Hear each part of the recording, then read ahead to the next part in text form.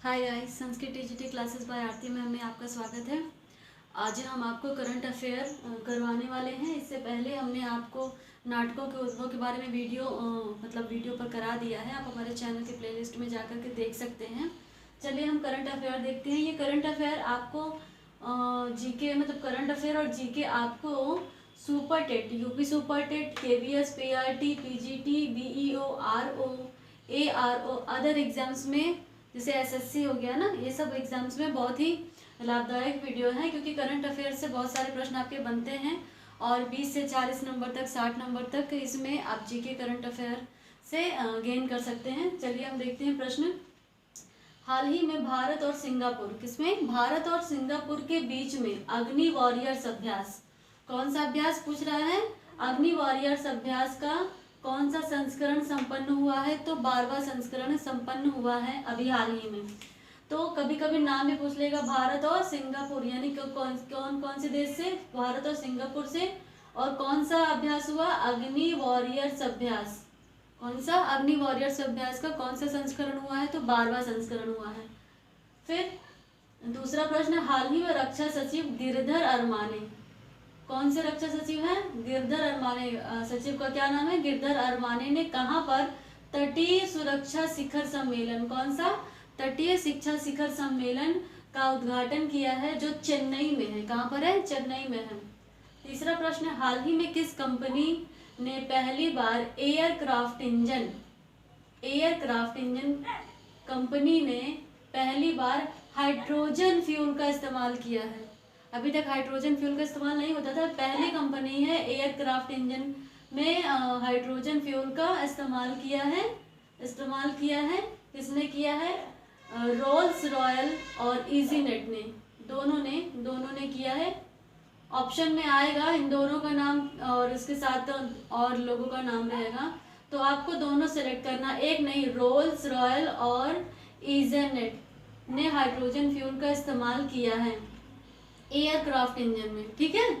फिर चौथा प्रश्न, हाल ही में किस राज्य के मुख्यमंत्री ने SIPCOT औद्योगिक पार्क का उद्घाटन किया है? तो कहाँ किया? तमिलनाडु में किया। तमिलनाडु में कहाँ पर किया है?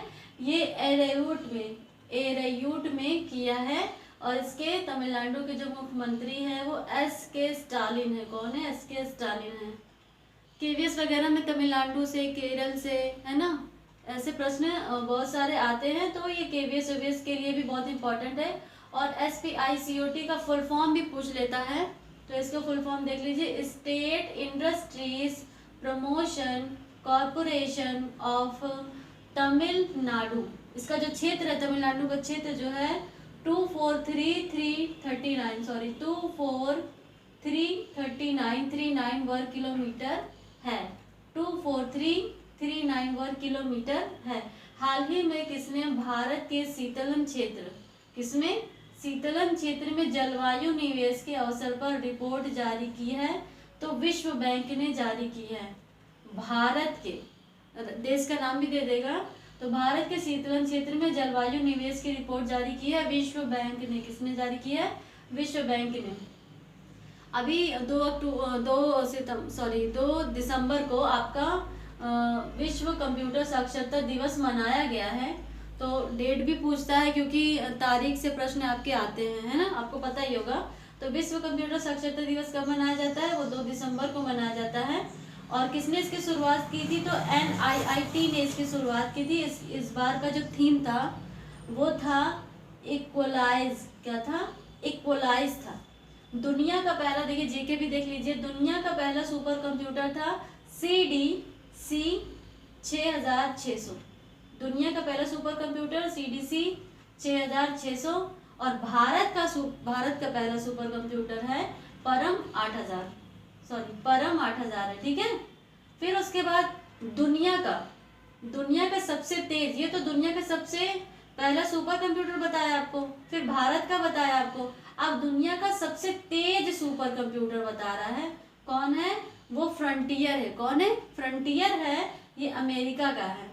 फिर 7वां प्रश्न, हाल ही में जारी फोर्ब्स के टॉप भारतीय अमीरों में, हाल ही में जारी फोर्ब्स के टॉप 100 यानी 100 भारतीय अमीरों में जो शीर्ष पर है, टॉप पर है, वो गौतम अडानी है। कौन है?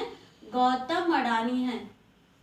कभी नाम दे करके पूछ देगा कि ये कौन है, तो 100 भारतीय टॉपर्स में से पहले अमीर जो है पहले नंबर पे है वो गौतम अडानी है। या नाम पूछ लेगा या देश का नाम पूछ लेगा, ऐसे करके प्रश्न आपसे पूछ लेगा।